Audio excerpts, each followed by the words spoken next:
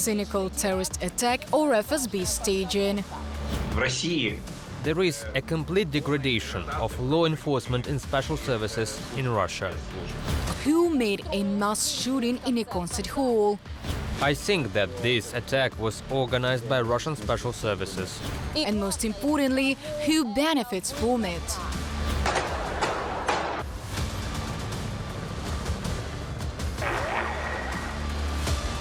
Putin killed people in the toilet.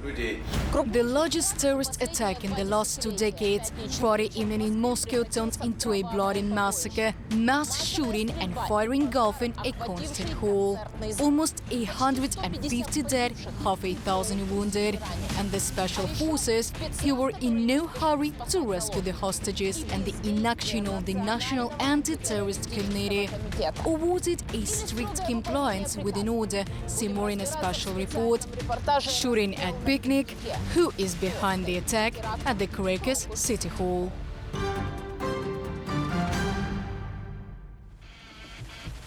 Moscow, March the 22nd, around 8 p.m. armed men break into a concert hall full of spectators. Unknown men open fire on people, shoot them at point-blank range. At that time, about 6,000 people could have been in the building. As the concert of the band Picnic was just starting, some people managed to evacuate, others hid in the back rooms. Mom, hurry up, come on! Come on, come on!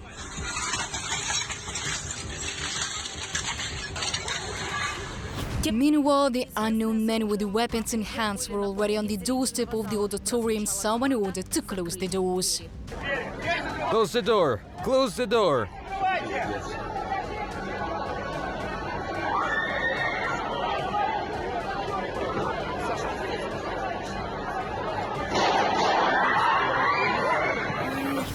Remember these men in blue jumpers and jeans? Among the panicked Russians, they look calm and collected, as if they knew how to act in such situations. It was they who ordered to close the doors when the attackers had already entered the hall.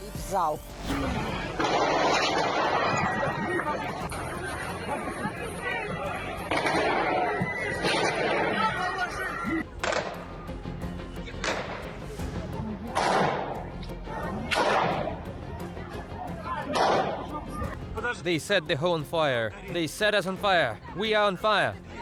The fire quickly engulfed the building. The roof began to collapse. There are many dead and wounded, and there is a fire. Now let's take a look at the time. The Kremlin media claimed that the terrorists entered Crocus City Hall at 19:55 and left the building 18 minutes later at 20:13. It became known that the special forces had been loaded at 20:33. That is, the attackers had not been in the building for 10 minutes. News channels reported the start of the assault only at 9:30. It means that the law enforcement officers stood at the concert hall engulfed in flames at least an hour, knowing that hundreds of people were trapped, but they were not hurrying to save anyone. It's known that the Russian Guard did nothing at all. They dispersed journalists and detained onlookers.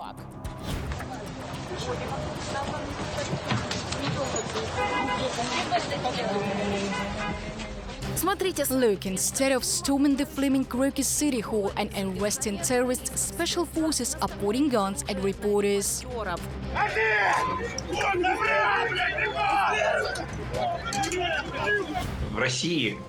There is a complete degradation of law enforcement and special services in Russia. And this degradation started not yesterday, not the day before yesterday, not during this Crocus incident. It started at the early 2000s.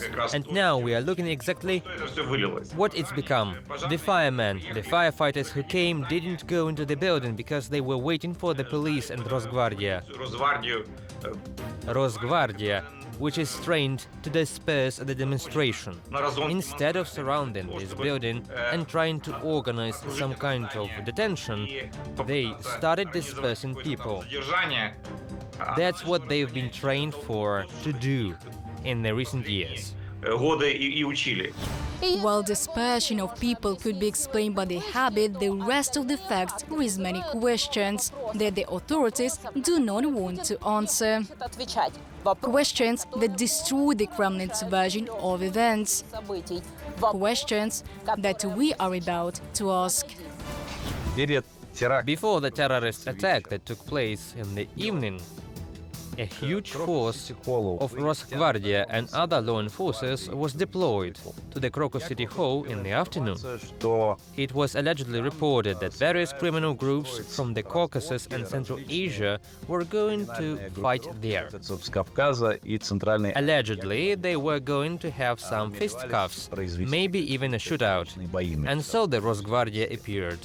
The others arrived also there, and together they detained people in huge numbers. So in this case, they worked promptly. And then, as we can see in the evening, none of them were there. A concert hall where thousands of people gathered does not have free access. There were dozens of security guards and metal detectors. Special attention is paid to security issues. All entrances are equipped with metal detectors and high-capacity turnstiles. The Pavshana police department is located in the Crocus City Hall. Not just a police room where one bored policeman sits, but an entire police station with an armory and everything that is needed there. And they were not there. That is, they did not make any resistance. So the question arrives: if everything there is surrounded by police, if there is a special right police base 5 minutes away, if there is the Moscow Region Government Complex across the road, which is also guarded very well, everything was surrounded by special services or security services. But none of them reacted.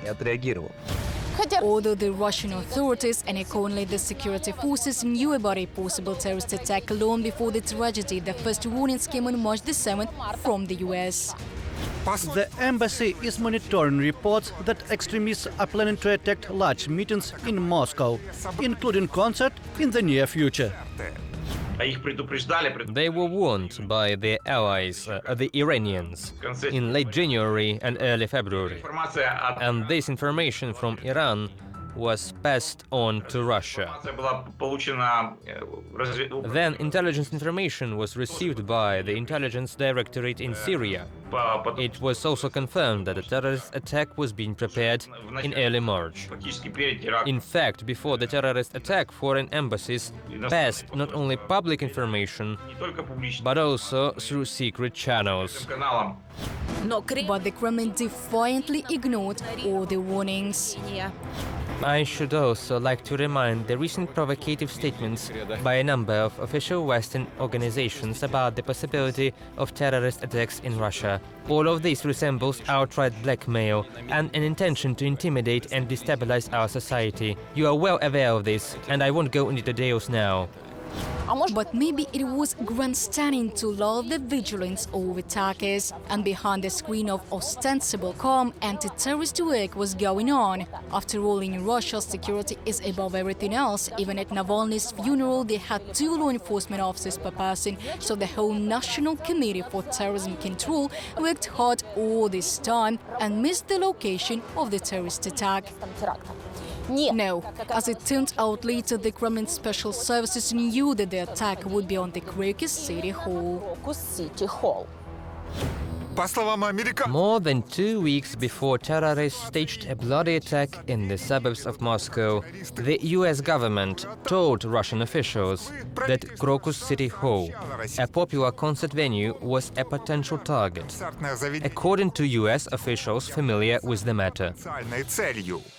But Putin and his entourage not only let the tragedy happen, but also almost failed to catch the terrorists. After all, when the security forces went to storm Crocus, the terrorists were already far outside Moscow. The attackers were detained at dawn on the 23rd of March in the forest of the Bryansk region. At the same time, the Islamist organization ISIS claimed responsibility for the attack. But Putin's minion immediately blamed Ukraine for all that, saying, look, the shooters were caught on their way to Kiev.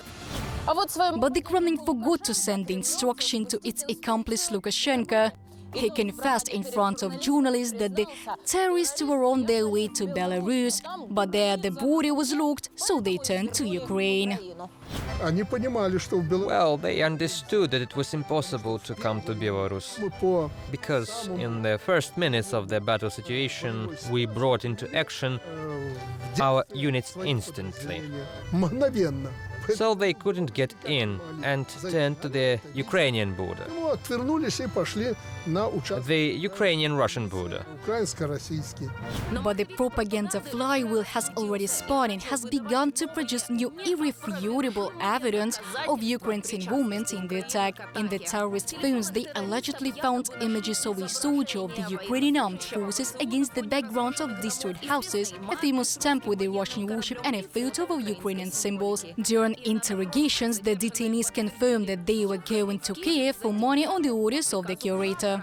Saifullah told us to go to Kiev, and there 1 million rubles will be given. The Kremlin version begins to crumble. Photos that was supposedly found are easy to find on the internet. And what did the terrorists intend to do with the rubles in Ukraine, where any transactions with the Russian currency are prohibited? The testimony, which was beaten out by torture, is also questionable. The man with wrapped head had his ear cut off when he was arrested. Russian security forces didn't even try to hide this fact.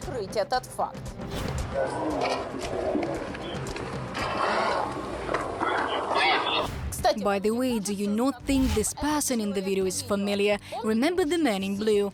Many internet users also noticed them. One is sitting calmly when panic has already started in the hall. The other pushes a woman who is trying to escape and gives the command to close the doors. In the first man, they recognized a law enforcement officer leading the detainee. In the second, the one who was receiving a sports award at the General Intelligence Department. All these became the basis for a theory about the involvement of the Russian authorities in the terrorist attack. First, there is already confirmation through the neuron defect that these faces do not match, what was assumed by journalists in the early days. And secondly, they've already found these people who were wearing what we call blue clothes in February. These are some teachers, engineers, but definitely not members of their special services. It is just a very simple situation. In fact, out of 6,000 people, most of them dress, let's say, in one place. While the theory may sound conspiratorial, it's not hard to comprehend excessive suspicion towards Russian security forces. Everything that has happened, the explosion of the electric trains and North-Ost and everything else, all of this somehow connected to the FSB. All they are the initiators. We Chechens know the methods of the Russian security service is very good. It's enough to remember the first Putin's terrorist attack, August 1999, Russian President Boris Yeltsin resigning, a Putin still unknown to the public as his successor. In order for the people to approve the decision and see Putin as the savior, shock therapy was used, and the result did not take long.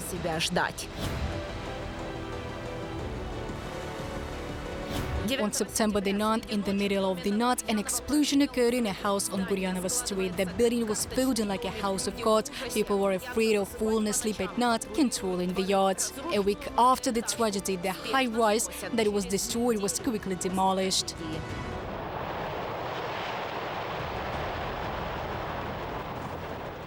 But the history repeats itself at other locations: at Kashirskaya Highway on September the 13th, Volgodonsk September the 16th. 13 Chechen terrorists were recognized as guilty and the authorities promised revenge. We will chase terrorists everywhere, including at the airport. There we'll catch them, in the toilet, and we'll kill them in the toilet. This phrase made Putin recognizable and guaranteed him the presidency. The Kremlin preferred not to mention the inconsistencies in the investigation, and there were quite a few. After the explosions in Kashirskaya, after the explosions in Volgodonsk, the driver in Ryazan noticed two people unloading bags near the entrance of the house. These bags contained hexagen, an explosive device. After a very short time, they were detained in Ryazan, and it turned out they were FSB officers. The Kremlin started to make excuses but got lost in the testimony. Reporting on the incident, then Interior Minister Vladimir Rushaila said that a terrible terrorist attack was prevented. The head of the FSB, Nikolai Patrushev, called it trainings. Allegedly, the bags were filled with sugar and the vigilant citizens simply had watched too much. Patrushev said that they took it to the range and tested it. It was indeed sugar. Sorry guys, but if you conduct your own exercises, if you test it yourself, why did you go to the range to check? Did you put sugar or hexagen in it? In fact, there was a very significant other episode. When 3 days before the explosion of the house in Volgodonsk, Seleznyov, the Speaker of State Duma, announced that a provocation was being prepared to blow up a residential building in Volgodonsk. The house in Moscow blew up, and 3 days later a house in Volgodonsk. Even the staff of the new regime was irritated by these inconsistencies. Igor Nikolaevich, you told us on Monday that the house in Volgodonsk was blown up 3 days before the explosion. This could be considered a provocation. That the State Duma said that the house was blown up, but it was blown up on Thursday. FSB officers with bags of hexagen, they report in the State Duma about the explosion that hasn't taken place yet and the hasty demolition of the house on Guryanova Street raised suspicions that Putin and his entourage, if they did not organize the explosions, were definitely the main beneficiaries. I can't for sure say who organized this explosion either. For what? But the answer to the question who benefited from it is absolutely obvious. Putin. And Putin used them, whether he organized it or not. But he used what happened. And it didn't take a great mind to realize that these explosions so inflamed the situation and so frightened the Russian citizen. Putin promised to kill the Chechens in the toilet. He never succeeded. But he killed Russians in the toilet in Crocus City Hall. This is the result of Putin's promises after 24 years. 28 Russians were found killed in the toilet. This shows that the operation was carried out by Russian special services, and Putin killed Russian people in the toilet. Investigating a crime, it is very important to determine the motive and to find a person who benefits the most from the tragedy. In the case of terrorist attacks in Russia, it isn't difficult to find the main beneficiary. In 1999, when Putin came to power, the genie of fear was intentionally released from the bottle. This is how Putin got into the Kremlin. The next, 2002, Nordost. The media and freedom of expression were tightened after that event.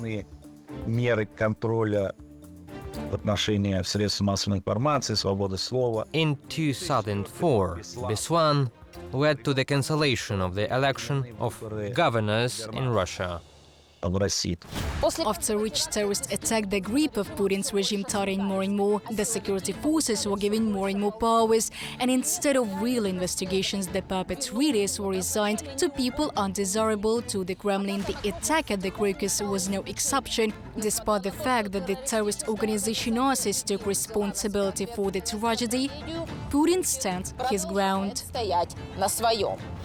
Russia cannot be the target of terrorist attacks by Islamic fundamentalists. But the desire to undermine the unity of Russian society, especially now, is obvious. ISIS or Ukraine? Ukraine, of course. Did you notice the grin on the face of Patrushev? Apparently, the Secretary of the Security Council himself laughs at such a statement. But in order is in order, and now the Kremlin is trying to put the blame for the attack on Ukraine, anything to use the slogans unity and revenge for the tragedy to justify their bloody war against a peaceful neighboring state and to send more Russian cannon fodder to the front. They had a goal. They wanted somehow Ukraine and Ukrainians involved in this event.